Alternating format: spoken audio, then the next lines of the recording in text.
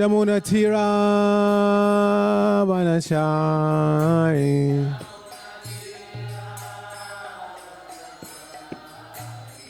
Jamuna Tira Vanachari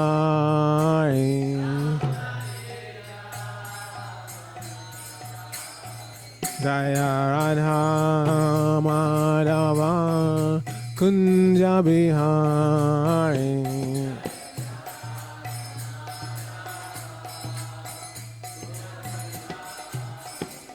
Jaya Radha Madhava Kunja Bihari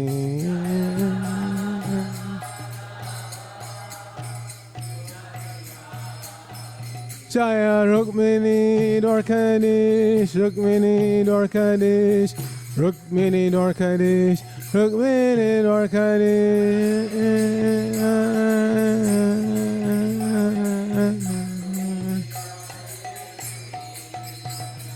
Jaya Jagannath Jaya Jagannath Jaya Baladev Jaya Subhadra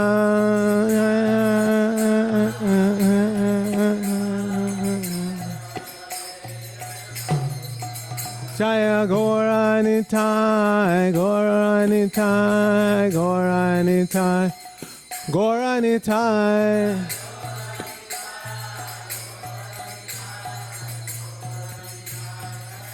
Nitai Gaur Haribol, Haribol, Haribol, Gaur Haribol.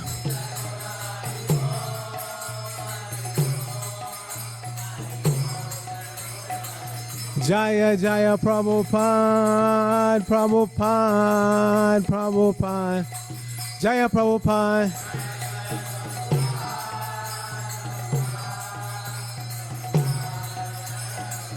Jaya Jaya Prabhupada, Prabhupada, Prabhupada, Srila Prabhupada.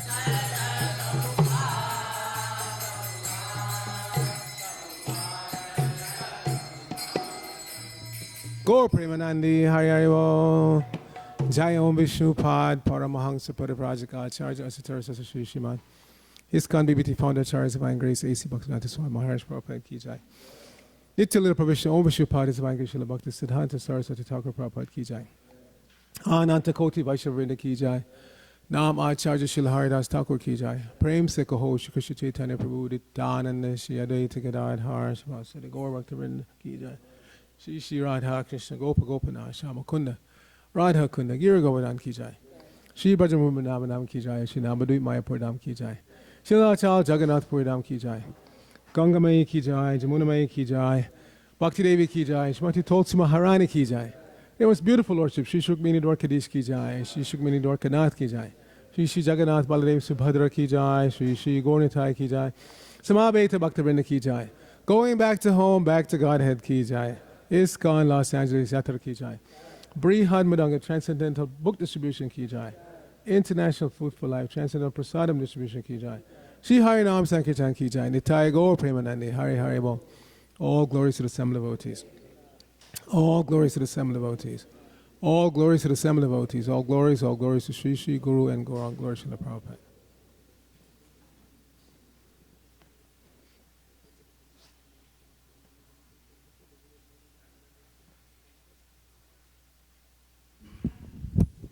Narayanam Namaskritya Naram Chaiva Narottamam Deving Saraswatim Vyasam Tato Jayamad here yet.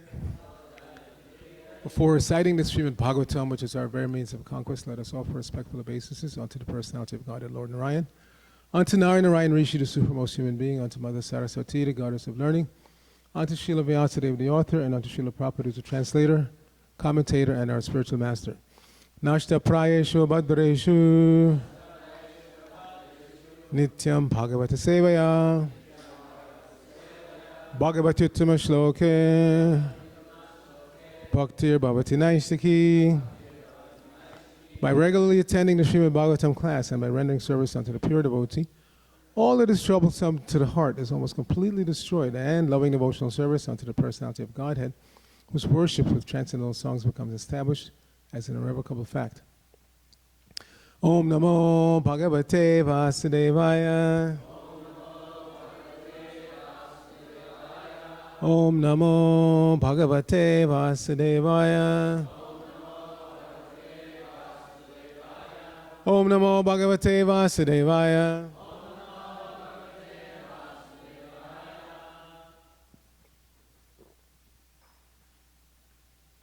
So, we're continuing reading from the 10th canto of the Srimad Bhagavatam.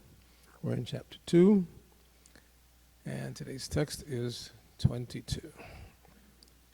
Sa Esha Jivan Kalu Sampareto Varteta Yo Atyanta Nisanksitena Dehe Mrite Tam Manujaha Shapanti Ganta Tamo Andam Talu Manino Dhruvam.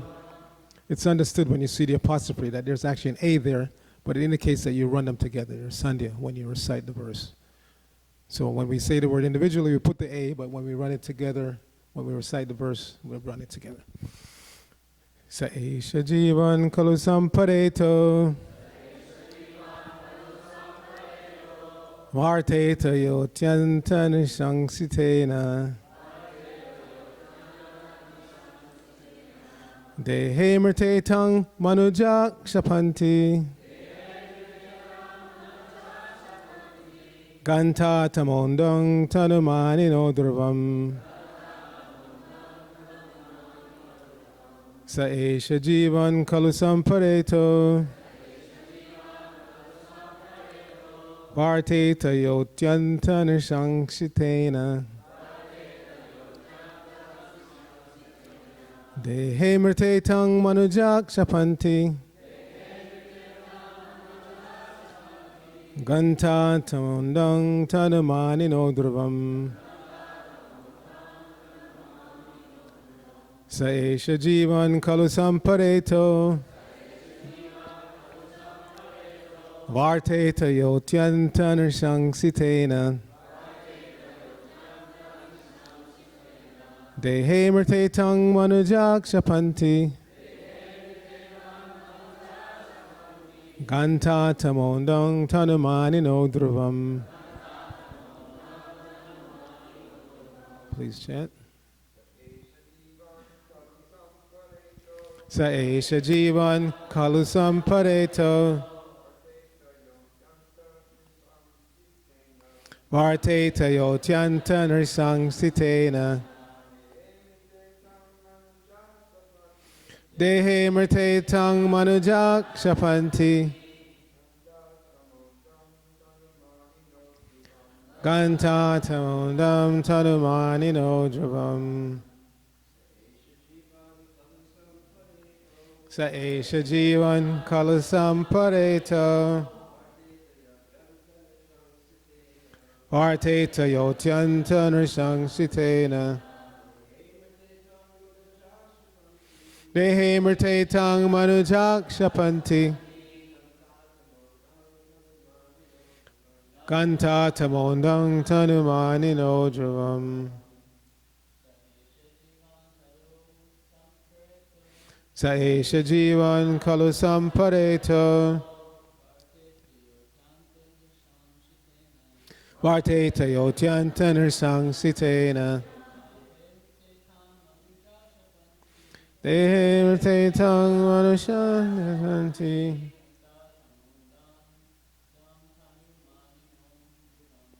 Ganta Tamondang Tanumani Vaishnavis. Sa Esha Jivan Kalu Sampareto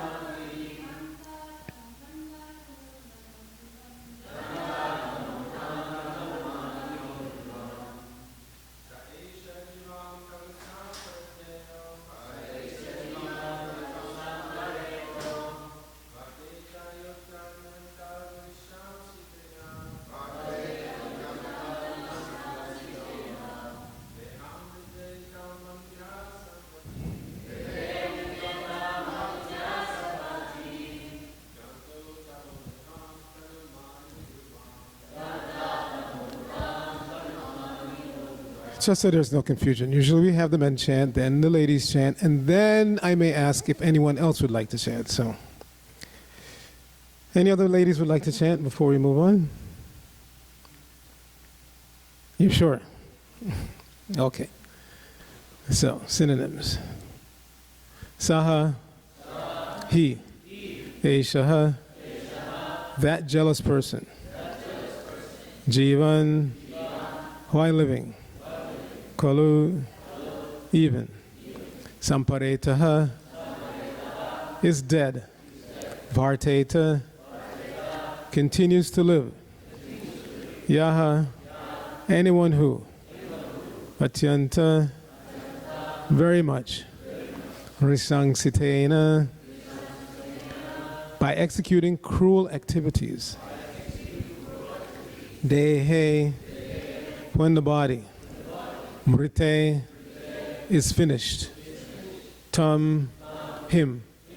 Manujaha, all human beings. Shapanti, condemn. Ganta, he will go. Tamak andam, to hellish life. Tanumaninaha, of a person in the bodily concept of life. Truvam, without a doubt. Is there anyone here in the bodily concept of life? I said, is there anyone here in the bodily concept of life? No, no way.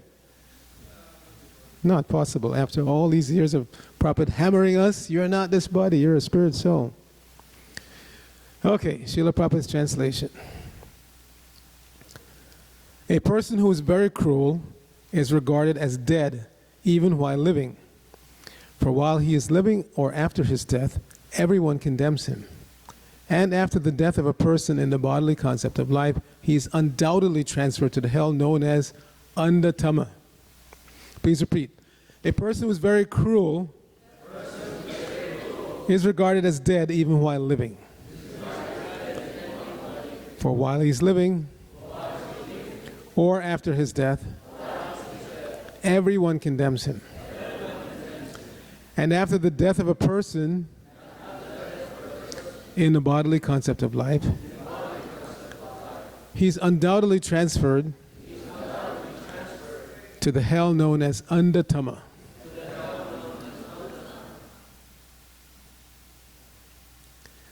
Srila Prabhupada's purport.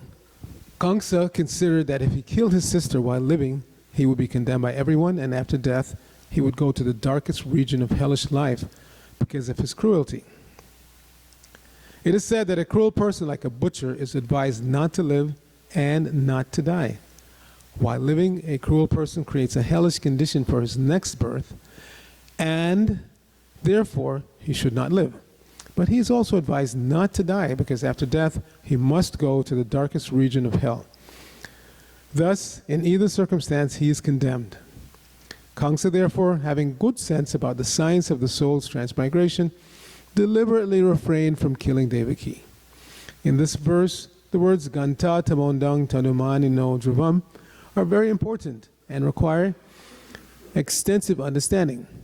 Srila Sanatana Goswami in his Vaishnava Toshani Tika says, Tatra Tanu Maninaha Papina iti dehatma buddhaiva papa binivesho bhavati. One who lives in the bodily concept thinking I am this body involves himself by the very nature of this conception in a life of sinful activities. Anyone living in such a conception is to be considered a candidate for hell. Adanta gobir vishatam tamishram punak punashtarvita charvananam. From the 7th canto. One who is in a bodily concept of life has no control over sense gratification. Such a person can do anything sinful to eat, drink, be merry, and enjoy a life of sense gratification, not knowing of the soul's transmigration from one body to another. Such a person does whatever he likes, whatever he imagines, and therefore, being subject to the laws of nature, he suffers miserably again and again in different material bodies. Yavat kriyastabadidang manovai karmatmakam yena sharira banda. This is Rishabdev instructing his sons in the 5th canto. In the bodily concept of life, a person's karma anubandha, or conditioned by karma. And as long as the mind is absorbed in karma, one must accept a material body. Sharira bandha, bondage to the material body, is a source of misery, klesha da. Nasadu manye yata atmanoyam asanapi kleshada asadeha. This is also a shabde. Although the body is temporary, it always gives one trouble in many ways. But human civilization is now unfortunately based on tanumani, the bodily concept of life, by which one thinks, quote, I belong to this nation, I belong to this group, I belong to that group, and so on. Each of us has his own ideas, and we are becoming increasingly involved individually, socially, communally, and nationally in the complexities of karma nubandha, sinful activities. For the maintenance of the body, men are killing so many other bodies and becoming implicated in karma nubandha. Therefore, Srila Jiva Goswami says that tanu mani, those in the bodily concept of life, are papi, sinful persons. For such sinful persons, the ultimate destination is the darkest region of hellish life, anta tamondam. In particular, a person who wants to maintain his body by killing animals is most sinful and cannot understand the value of spiritual life. In Bhagavad Gita, chapter 16, texts 19 and 20, the Lord says, Tanahang dushita kruran sangsare shinaradaman chipamya jashram ashuban asurish eva yonishu asurim yonima panna mudha janmani janmani mam aprapyaiva konteya tato yantyandam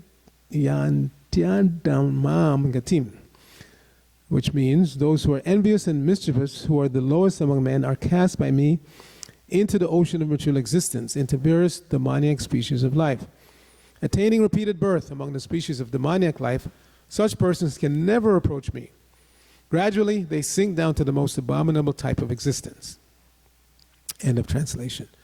A human being is meant to understand the value of human life, which is a boon obtained after many births. Therefore, one must free oneself from tanumani, the bodily concept of life, and realize the Supreme Personality of Godhead. Wow, this purport we could discuss for weeks. We'll try to keep it short though. Namo Om Vishnu Padaya Krishna Prasthaya Bhutale Shrimati Bhaktivedanta Swami Nitanamine Namaste Saraswate Deve Gauravani Pracharane Nirvishesha Shunyavadi Paschachadeshtane Om Agyana Timirandasya Gyananjana Shalakaya Chakshu Unmilitam Dena Tasmai Shri Gurve Namaha Shri Chaitanya Mano Vishtang Sapitang Jena Bhutalam Swayam Rupa Kadamayam Dadati Sapadantikam. So we'll leave out the rest of the Mangalacharna since time is short and there's a lot to discuss here. So bodily concept of life, we should take it seriously. Here Prabhupada is citing Srila Jiva Goswami is saying that those who are tanumani in the bodily concept of life are by nature papi, sinful. It goes together, it goes with the territory. If you're in the bodily concept of life still thinking that I'm black, white, old, young, male, female, anything of this material world, doctor, lawyer, bus driver, these are all designations on the pure soul. The pure soul has nothing to do with any of these designations, absolutely nothing. And we tend to experience that on a daily basis. We go to sleep, and at night we're generally not dreaming that I'm Archana Devi or I'm Sachitanoya. You're dreaming something else, generally. Sometimes, if we're fortunate, we have dreams where we see devotees and we engage in our devotee identity in the dream. But generally speaking, in a dream, we're something else, somewhere else, someone else. That means this material identity is endlessly mutable, just like the material nature itself. Always changing. Always changing. And foolishly people think that the material changes should be for my good, my benefit. And when it turns out to be not a fact, they get blown away. They become angry. The current political campaign that's going on in America is producing so much anger, even within the same political party. People are fighting each other that psychologists are studying it very closely to see, they want to know why. Why is it that all the Democrats can't get along? Even though you're maybe supporting some other candidate in the primary, or the Republicans, they can't get along. They maybe, why do they fight? Even if they can't, they don't choose the same candidate, still you're in the same party. Why can't you get along? There's this anger. So they've been studying. Well, we know from studying Bhagavad Gita where anger comes from. But the material psychologists, they're trying to figure out, why is it that people are so angry? What is the reason? So their take on it is that when you really, really want something to happen, when you really, really want something to happen, you become excited about that. And if you see that there is a good possibility that it can happen, you become more excited. But if just before you get that goal, you reach that goal, there's something blocking you and you think that it may not happen, then you become angry. You become very angry because you think that whatever is blocking me is something beyond my capacity to remove. You see? And then you become angry because you feel frustrated. So from Bhagavad Gita, there is some corroboration of that by glancing over the material nature, we become attracted to certain portions of the material nature. There's always attraction and repulsion when we're on the bodily concept of life. We find this person attractive, that person not so attractive. This situation attractive, another situation not so attractive. It's all mental concoction. But we become attracted to certain things, and then we become absorbed in desiring that thing, and lust arises. And then when inevitably those lusty desires are not fulfilled, at least not to the degree that we want them to be fulfilled, then we become angry. We become angry. So the solution is to get off the bodily platform, get off the mental chariot, and follow the recommendations given by the Shastra and the living Shastra, the spiritual master, the Guru, Krishna's representative. And then we don't find ourselves in these frustrating situations where we really, really want something to happen and something is preventing it from happening, and therefore we become angry. So here, Kamsa, he's a mixed bag. He's growing up in the Vedic culture, so he's aware of reincarnation and responsibility, things that you should do, things you should not do. Both sides are there. Recommendations, things that we should do, and things we should not do. And if we don't take that seriously, even as devotees, sometimes we may be a little lax in this area, then we're heading towards the demoniac life. The last two verses that were recited are from the 16th chapter of the Bhagavad Gita, Divine and Demoniac Nature. And Krishna starts out his description of the demoniac nature by saying, Pravritim cha nivritim cha, jana na vidur asura.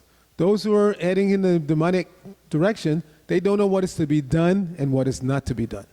So there are always two sides of that coin. Things that we should do, recommended to be done, and things that we should avoid, we should not do. But in the modern age, we don't like to hear that there are things that I should not do. What do you mean? I do whatever I like, whatever feels good to me, whatever seems good to me.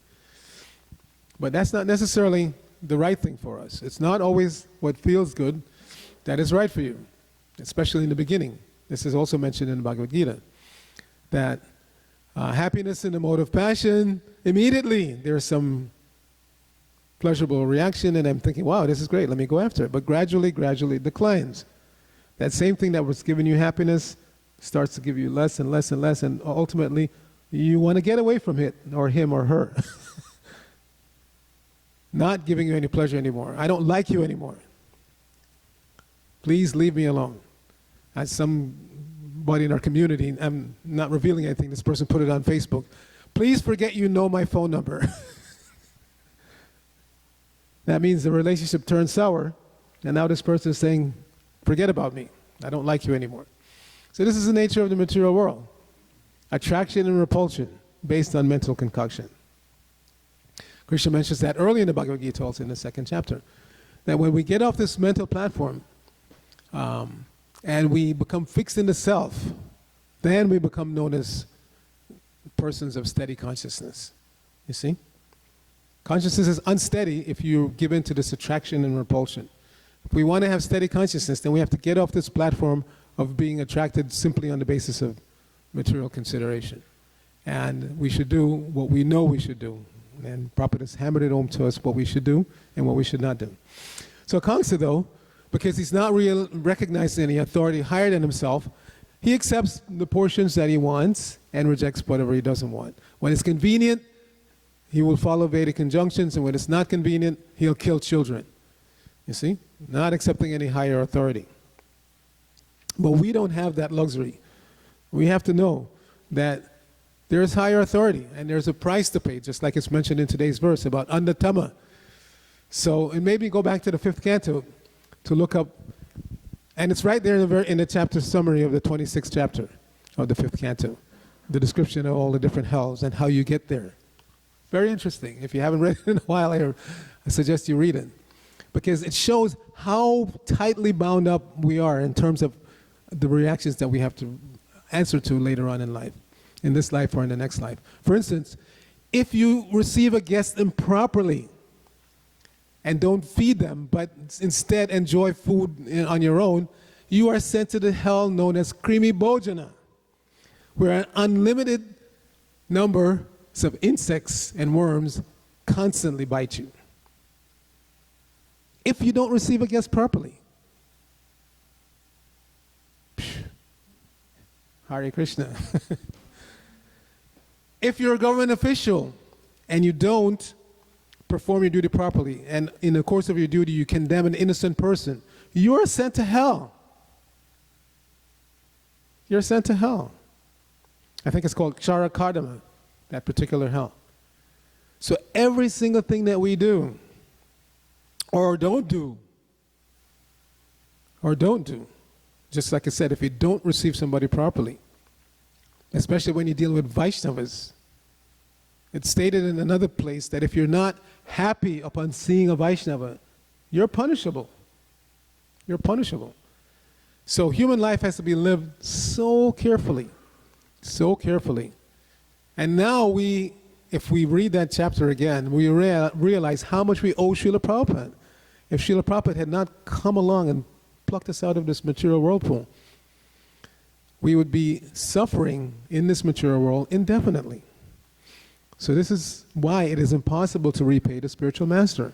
The spiritual master takes us out of this ocean of action and reaction, and is giving us a chance to transcend that permanently, eternally, not fall back again into this world of action and reaction, where I do things whimsically, but I don't want to pay the price.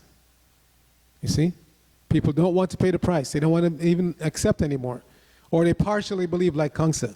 Well, if I kill Devaki now, that would be really, really bad. I may go to Andatama, and people will condemn me in this life and in the next. But prior to that, he was killing her babies one after another. So totally confused chap. So we should not be confused. We are totally responsible for everything we do. In previous ages, we were even responsible for our thoughts. There's that story of Jamadagni in Parashuram, you know. Jamadagni realized that his wife had an impure thought when she saw that Gandharva. She was just thinking, maybe what it would be like to have a man like that in my life. No. When she went back home, the husband knew that she had an impure thought, and he ordered the sons, kill her. Hello, Hare Krishna. Heavy, heavy reaction for having a bad thought. So in Kali Yuga, it is said that we're not held responsible for our thoughts. In other words, you don't get karmic reaction for the bad things that you think. But we know the chain, how things happen. Thinking leads to feeling, leads to willing, and then we act. So if we don't allow ourselves to be trained how to think properly, inevitably we're going to engage in bad activities. So it's not that there's a free ride. You still have to learn how to think properly. It's just that you're not held accountable for the bad thoughts that you have. But if we don't gradually allow our minds to become purified, in other words, to think what will please Guru and Krishna, not necessarily what will please me, then we're safe if we learn to think like that. If we don't allow ourselves to think like that, though, then inevitably we're going to make bad mistakes in life. It's just inevitable. Because if you remain on this chariot of the mind, accepting and rejecting on the basis of material considerations, then we're going to make very, very terrible mistakes. And we see what our destination would have been. The destination would have been Kumbhipaka, Krimi Bhojana, Tamisha, Anda Tamisha. All of these. How many hells are there? Who remembers? 28, yes. These different hells are there. Everything that you do practically would have put you in hell. Every single thing. Improper relations with the opposite sex, stealing, just on and on and on. Practically everything that people do as a routine basis on a daily basis. Everything is just driving them deeper and deeper into darkness. So this is what Srila Prabhupada has given us, the formula how to get out permanently. And this is our responsibility to pass this on to others. A Vaishnava is supposed to be soft-hearted. We're supposed to consider, my God, these people are going to hell. They're going to suffer like anything. How can we save them? How can we save them? Prabhupada also mentions in this purport today that story most of you know of the sage who was giving blessings. And so to the prince, son of the king, he said, Rajaputra Chiranjiva, you live forever. Why? Why should he live forever? Because he's inevitably, and he's enjoying now, he thinks, materially. Generally speaking, if you're wealthy, highly elevated in society, you're going to enjoy materially like anything. But that material enjoyment is creating a hellish future. So the sage said, you keep on living, because as soon as you die, you're going to suffer like anything. And then the brahmachari Muniputra Mahajiva, you don't live anymore. Why? Because that doesn't mean you should leave us, Rasananda Prabhu, but it's funny. Somebody asked me yesterday, who is that sannyasi? So I looked, I said, he's not a sannyasi, he's a brahmachari. But brahmachari sannyasis generally tend to be effulgent. The color of the cloth and the clean living, very clean living, it makes them effulgent. So somebody's wondering, who is the sannyasi? So Muniputra Majiva, don't live.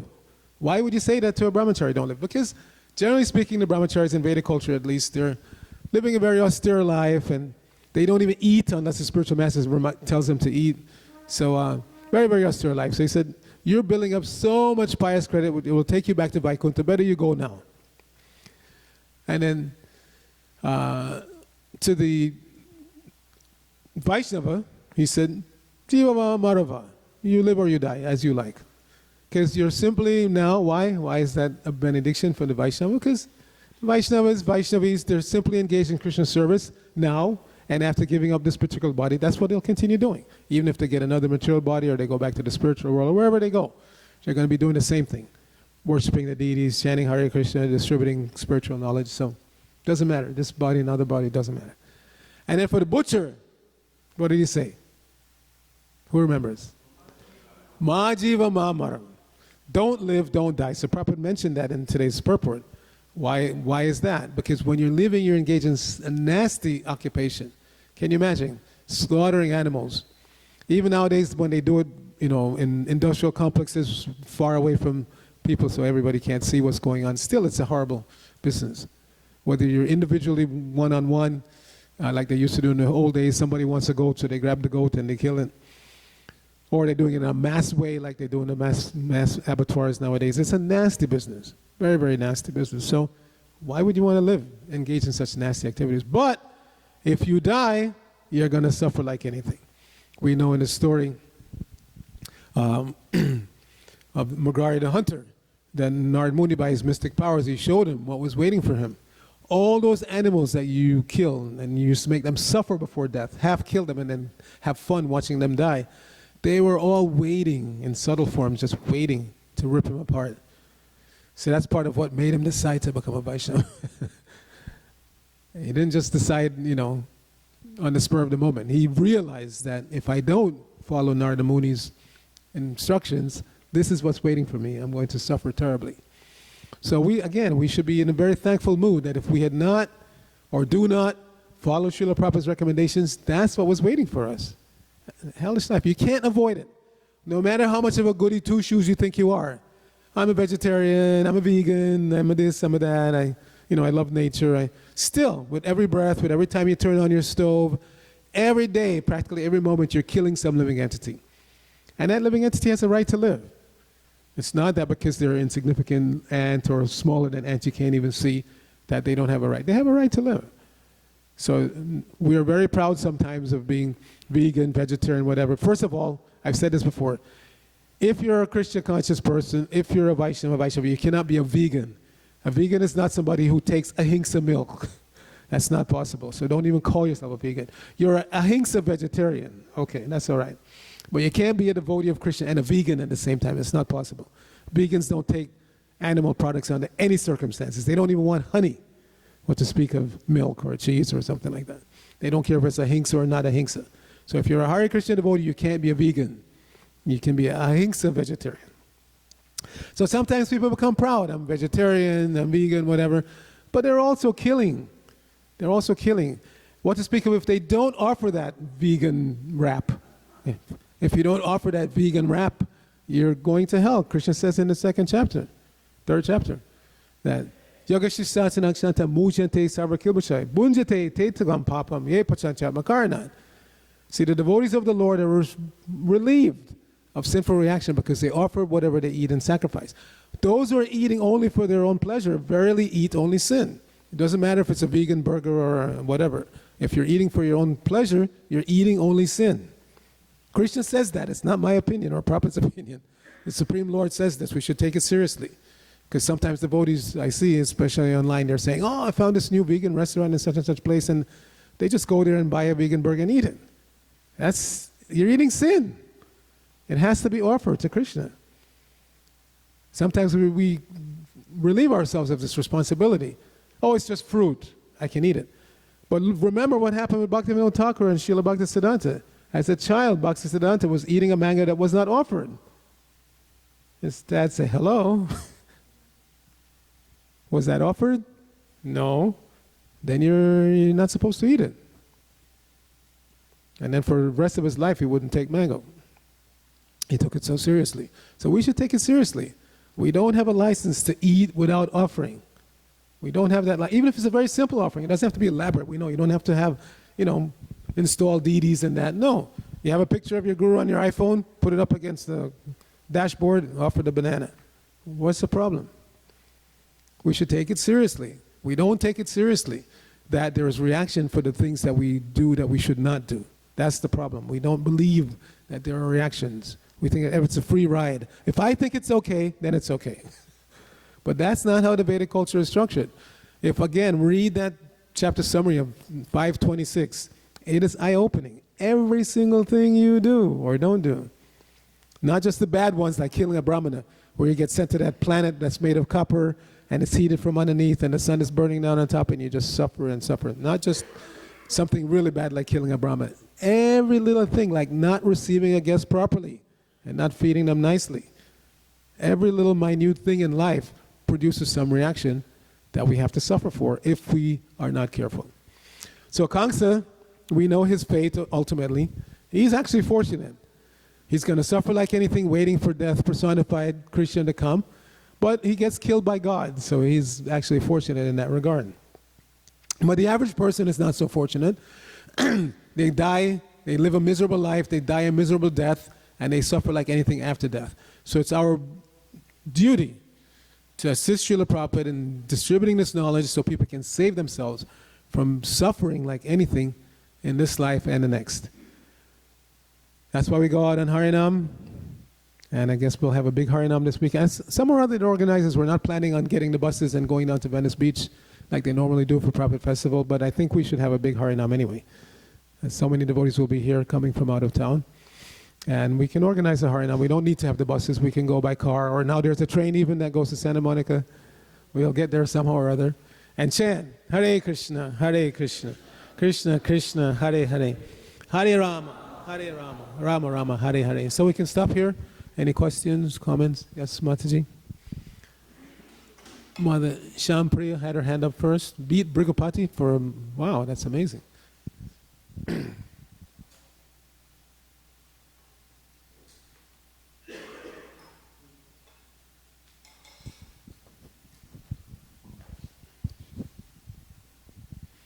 She was first, yeah.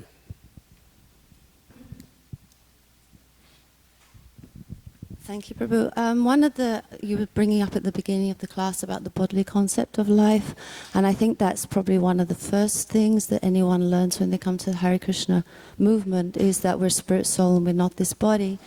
And I think that's also why a lot of, I get a lot of questions from very new people who wonder why it is that although a young a young man can take initiation and sit on the Vyasasana and give class, how it is that a woman who may have been like 37 years in the movement is still not allowed to give class. Could you comment on that, please?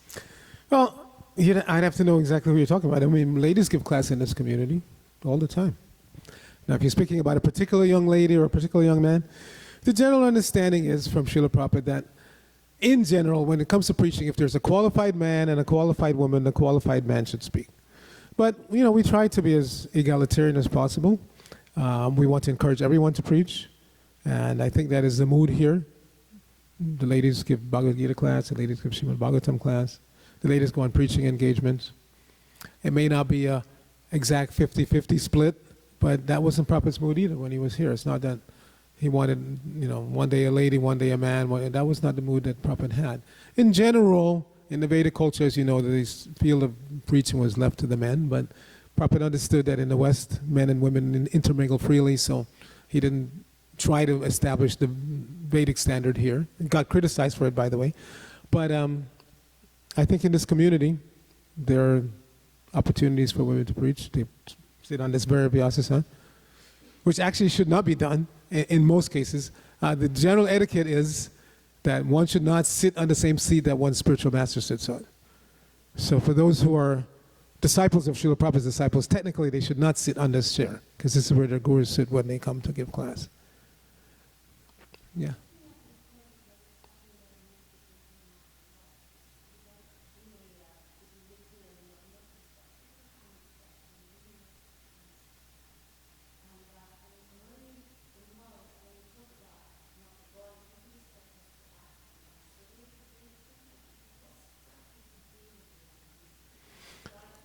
Yeah, but not being not the body doesn't mean that everybody's equal. For instance, one of the hells that's mentioned in that 526 is if you don't give proper respect to a superior, there's a hell that you go to. Literally, that's stated there. There's a particular hell reserved for those who don't give proper respect to superiors. So we tend to think that because we're not this body, then we're all equal and everything goes, and I'm the junior, senior, all that goes out the window. No, there's still a hierarchy of superior and inferior, of, there's still there. Men do not think that they are women just because we're ultimately not this body. The acharyas, even those who know that they're female in their spiritual siddha deha, they don't walk around in saris. There's no confusion. There's still distinctions made, even though you're not this body. There's still distinctions that are made in terms of varna, ashram, male, female, etc. But again, coming back to this particular point about giving class, in this particular community, maybe there's an individual who feels that they should give class and they're not giving, but in general, women give classes here. They give Bhagavad Gita class, they give Srimad Bhagavatam class. I don't know how else to answer that. Maybe we can discuss further. We'll take one more. Brigapati, Prabhu. Thank you, Prabhu. You were making the point that devotees shouldn't just go to a vegan restaurant, buy something and take it. They should offer it first. And I'd like to suggest that I think Srila Prabhupada's standard was a little bit higher. He said here, I'm just quoting from Anchalila, Volume 3, Text 101. He says, the members of the Krishna conscious movement are advised not to take food from anywhere but a Vaishnava or Brahmin's house where deity worship is performed. Sri Chaitanya Mahaprabhu has said, Vishayira ana kaila dushta hayamana. If a devotee takes alms or food from the house of a karmic who is simply interested in money, his mind will become unclean. So, just suggesting that Prabhupada that is definitely the highest standard. But Srila Prabhupada himself sets, sometimes a different standard for preaching. For instance, he took prasadam in houses of supporters, members who were not Brahmanas, they were not Vaishnavas, they were not high worshipping deities at home, just to encourage them. So yes, if one can live on that highest standard of eating only prasadam that's offered to deities and stall deities, etc., that's the highest standard. But that would kind of curtail your ability to travel and preach. So for traveling and preaching, one may have to come down to a slightly lower standard. But my point is you have to always offer. Don't eat anything that's not offered, which obviously means don't eat anything that's unofferable. It's not because I'm not in the temple, then if it's tainted with onion and garlic, it's okay. No. Onion and garlic are forbidden in all circumstances. Don't eat anything with onion and garlic. In other words, try to maintain as high a standard as possible based on time, place, and circumstance. Jai, Grantaraj Srimad Bhagavatam ki jai. Srila Prabhupada ki jai. Gaur Bhakta Vrinda ki jai. Hare Krishna.